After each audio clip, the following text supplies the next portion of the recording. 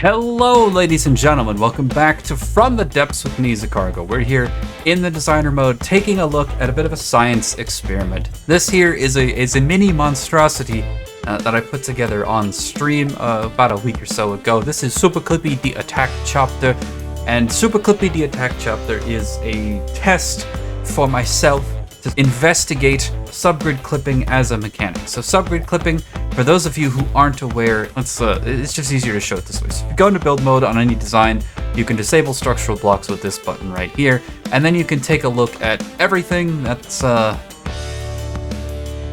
everything that is inside. So Supa Clippy the Uttacc Chopter, the premise of this vehicle is to take subgrid clipping to a ridiculous extreme and just see what I can make from it.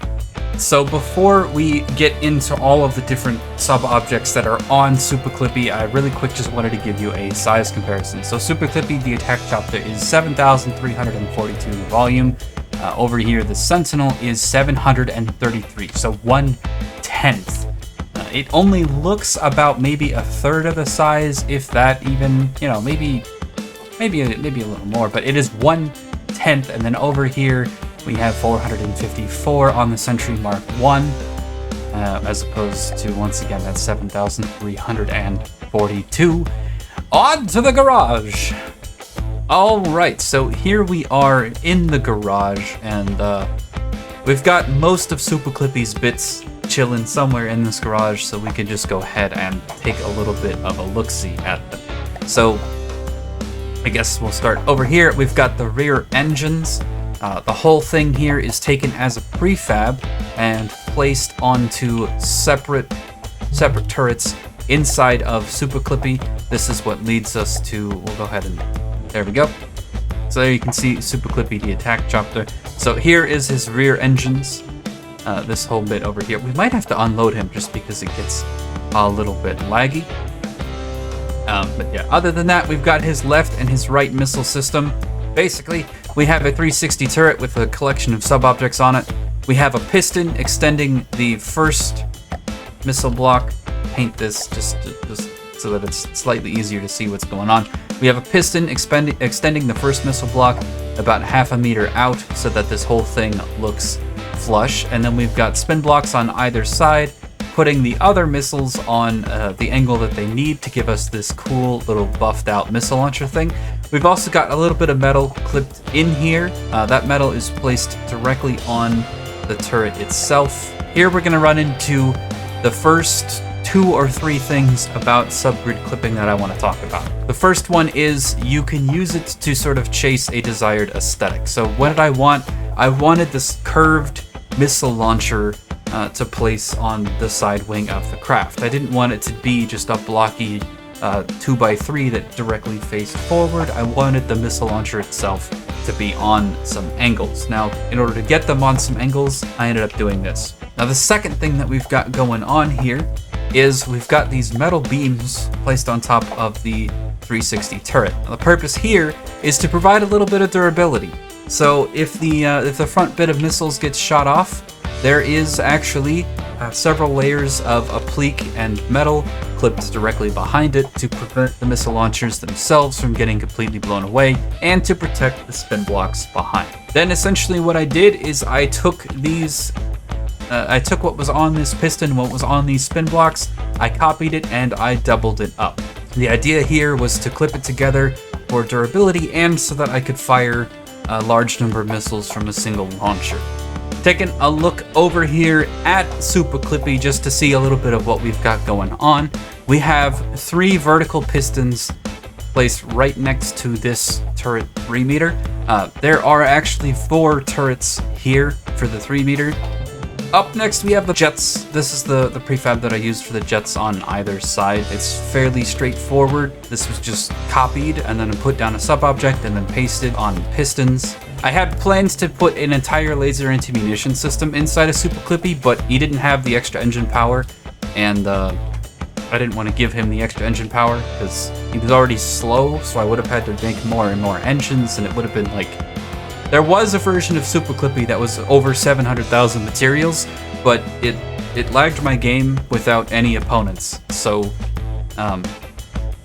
Yeah, which I guess that's another downside to clipping, is it produces far more lag than standard building. We have a couple of more things. So over here we had the AI for the missile systems. So we've got the missile controllers. I'll just peel away the applique here so we can see what's going on underneath. We've got all of this random junk in here. I know I could have saved a little bit of space, but I liked the overall shape. So, but yeah, both missile systems, the AI mainframe, 3 general purpose PIDs. I'm a big fan of using general purpose PIDs because you can, if something has only AI PIDs, then when the player tries to fly it, the AI PIDs shut off. So if you need a PID to control your pitch or your roll or something to that effect, the AI PIDs make it so that the player can't really fly the vehicle anymore. So I'm a fan of using these, and then just using like tank AI or something. But that doesn't have anything to do with spin block clipping. That's just what I've done for the AI setup here. We also have some smoke dispensers and some laser warners. These do work if they're placed on sub-objects inside the craft. And then we also have shield projectors on it. The biggest advantage about doing this is that normally you would build shield, smoke, lasers, and stuff on the outside of your craft, or at least on the hull, the main hull in your craft. So you can sort of use this as a way to protect against EMP surges. If you're lazy and you build an entire boat and then you realize you don't have any surge protectors in it, you could technically put stuff like this on a sub-object. Note, the turret itself is vulnerable to EMP, so you're still going to have to surge protect the turret, and you're still going to have to deal with the weight and cost of all of the extra armor and internal scaffolding. Up next we have the cockpit. So I was kind of wondering how much clipped glass would be able to work as a defensive option, and it's not terrible. If you really want a cockpit that you can sit in as Rambot and drive a vehicle, this is definitely an option. So this is 5 layers of glass. Not the worst defense. It's definitely expensive and a waste of money, but if you definitely wanted a cockpit and you were tired of Rambot getting shot out of the cockpit and dying in the middle of your campaign fights, this is something that you could do. Unfortunately, it looks absolutely awful. It's colored with paint number 10. Let's see if we can we turn the alpha off and then see through it? No, it still looks kind of awful from inside, so it would definitely ruin your self-flight experience, or at least the look of it. It would ruin it for me. I just wanted to see if I could do it. The answer is yes. Up next, we've got the guns for the side. So we've got a piston that raises the 360 turret. There's a weapon controller on the 360 turret, and then in here there are 9 spin blocks. On each spin block is one 94mm gun, and then attached to the turret itself is a layer of heavy armor with some ERA and applique and stuff sort of put around it for an outer shell of decoration. The ammo storage is over here. So what I like to do with my ammo stores is kind of checkerboard with metal and the ammo parts box, because this makes it so that an ammo store won't explode. This actually isn't true for subgrid clipping. As soon as we get through the applique here, you're gonna see what I'm talking about. It is worth noting this is 4 layers of applique, so Rambot's minigun isn't very good against it. We also have a lot of repair capability on this craft, so I don't know how long this is gonna take, but yeah. The stacked up ammo boxes are going to chain react with each other, and that's not necessarily going to keep themselves safe. So typically, if you do this sort of ammo checkerboarding back and forth between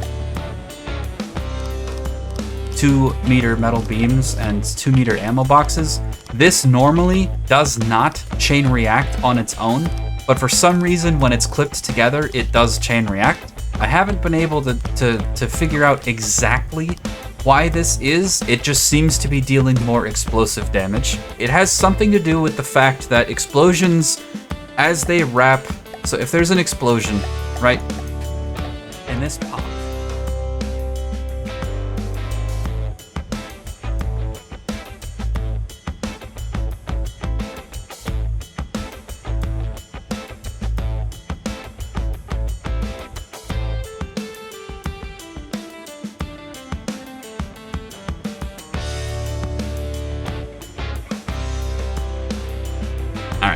Up next, let's go ahead and let's get rid of the garage.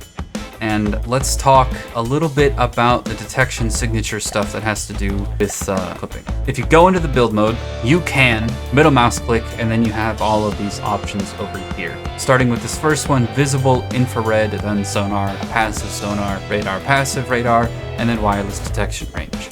Clipping objects together might make this look like a small craft.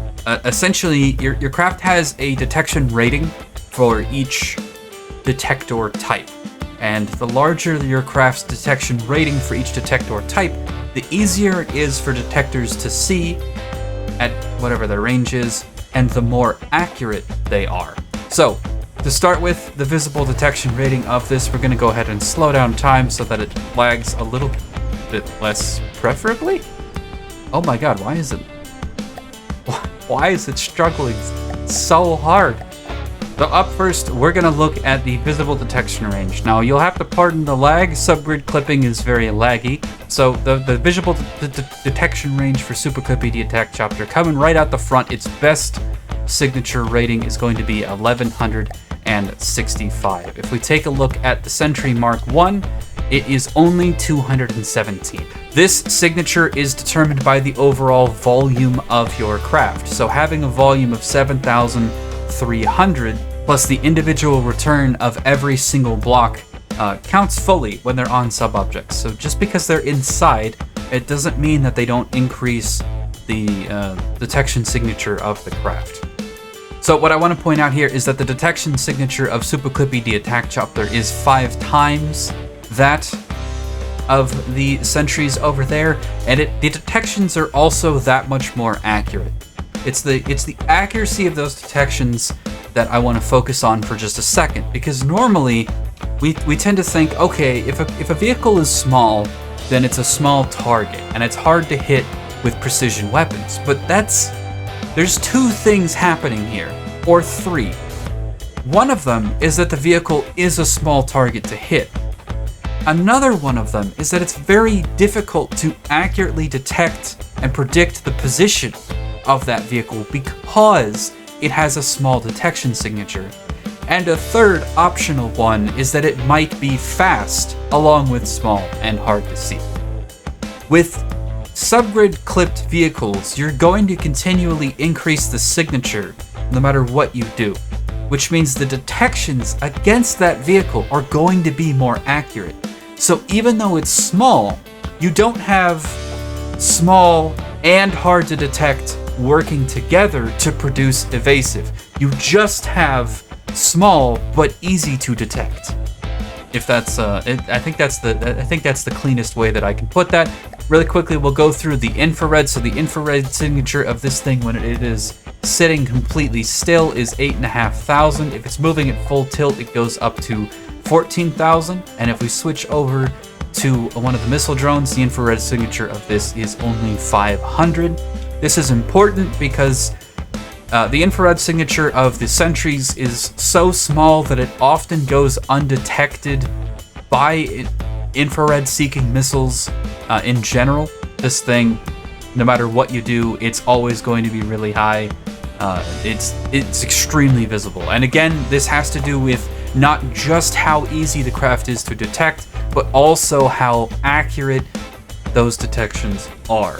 Radar, same sort of thing. Now, radar is very good at broadly detecting the presence of something, and usually it's bad at being specific about it. It's based entirely on volume here, so it's based on the cross-section looking front to back, and subgrids count completely. It is 1,630 meters for the missile variant of the Sentry, and if we go over to Supa Clippy the Uttacc Chopter, it is 12,000. All right, ladies and gentlemen, so there's a lot I didn't get to, and I was looking at all the stuff I had left and the things I wanted to explain in greater detail to do with drag and infrared, and some more specific stuff with Supa Clippy the Uttacc Chopter. I also wanted to show you some moments from the 1v1s, and I realized I was gonna have to split it into 3 different videos to do so, and I thought about it. I did, but the truth is I want to finish out the Garage series. I want to focus on my campaign craft. I want to do my special cinematic project that I've been talking about. I've teamed up with someone else so far for it, and I'm so excited for what we've got together. And so I ended up trimming this video down a lot into this, what it is currently. So, but I have made a custom outro as the not creepy. The last one was kind of creepy. I was trying to see if I could successfully pull off that vibe. This one is a lot less creepy, but yeah, thank you all very much for watching. Let me know what you think of the outro, and I'll see you guys next time.